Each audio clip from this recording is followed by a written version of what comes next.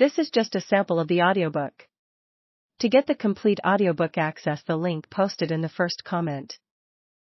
The events Ted Lawson describes in his classic wartime memoir occurred 4 months after Japanese naval forces struck U.S. forces and bases at Pearl Harbor, Hawaii, on December 7, 1941.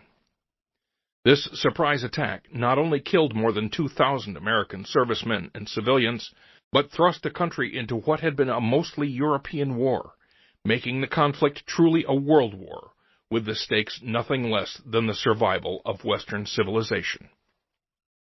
The first 6 months after Pearl Harbor were arguably the most trying period of America's 166-year existence. For the most part, the news from the Pacific was relentlessly bad. Island outposts, cities, and colonies fell to the Japanese as they steamrolled across Asia. Thousands of Americans, military and civilian, were prisoners, facing difficult times under captors whose values and heritage were completely different from their own. Although U.S. Navy carrier groups struck Japanese bases and islands in February and March, these low-level raids were no more than pinpricks, and did not result in any major advance for the Americans, nor a defeat for the Japanese. Something was desperately needed to bolster American home front morale, and to give a shot in the arm to the beleaguered soldiers, airmen, sailors, and Marines struggling to contain the new enemy's drive across the Pacific. Sound familiar? 3 months before the 60th anniversary of the Pearl Harbor attack, America was again struck by a murderous sneak attack, this time killing thousands of innocent civilians and their would-be rescuers in New York, and nearly 300 civilians, service members, and peaceful travelers in Washington, D.C. and Pennsylvania. The results of these simultaneous raids on September 11, 2001, shattered long-held feelings of safety and relative isolation that Americans had enjoyed since the end of World War II. It was the same false feeling of security that had colored American impressions of the conflicts in Europe and China in 1940. It could also be said that seeing the actual events as they happened, the crash of 2 airliners into the World Trade Centers, or the fall of the towers, gave the true sense of disaster lacking in 1941.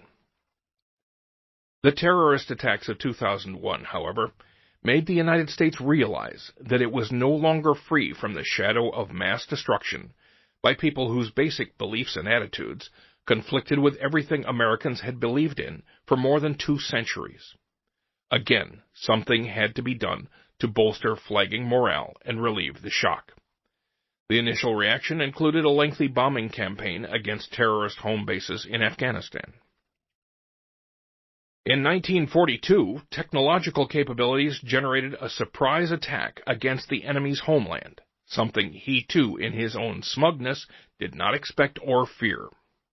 The results of the Doolittle raid were a definite boost to American morale, and a similar heightened fear in all circles of Japanese society that more attacks could and would come.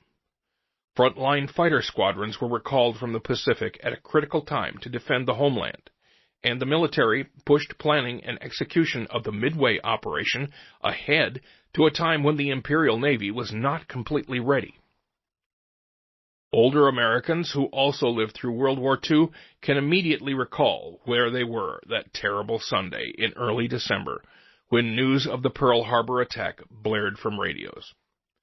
Many of these senior citizens now say the events of September 11, 2001 are infinitely more powerful than those of December 7, 1941.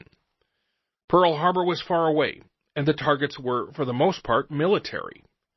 Also, having listened to the war news from Europe for more than 2 years, most Americans believed it was only a matter of time before they would be fighting too. The terrorist strikes 60 years later, however, were of such an unexpected and terrible nature that no one could have conceived their coming, even with other related activities ranging from attacks on Olympic athletes in 1972 to pleasure ships and American airliners in 1985, American military bases in war-torn Lebanon in 1983, and destruction of American embassies in Africa that killed Native and American workers at random in 1998.